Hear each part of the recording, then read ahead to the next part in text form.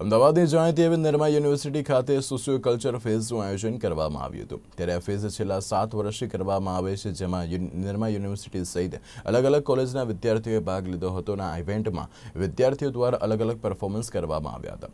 તેમજ 55 જેટલી ઇવેન્ટ રાખવામાં આવી હતી, જેમાં મુખ્યત્વે ડાન્સ, મ્યુઝિક અને સ્પોર્ટ્સને લગતા શો ભજવવામાં આવ્યા હતા। ત્યારે આ કલ્ચર ફેઝમાં 2000થી વધુ વિદ્યાર્થીઓએ ભાગ લીધો હતો।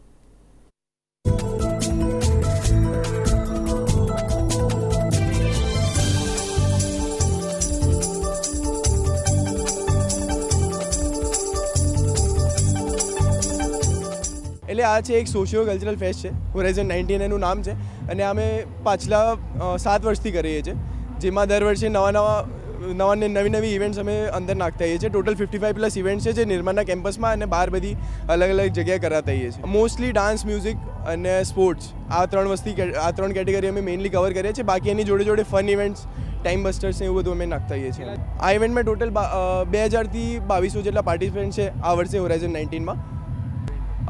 છે એવું કે આ જે ઇવેન્ટ છે એ નિર્માના સ્ટુડન્ટ્સ અને બહારના સ્ટુડન્ટ્સને ભણવાની જોડે જોડે બીજી જે ઇતર પ્રવૃત્તિઓ છે એમાં ઇન્કલ્કેટ કરવાની જે મેઇન એમ ધારવે છે।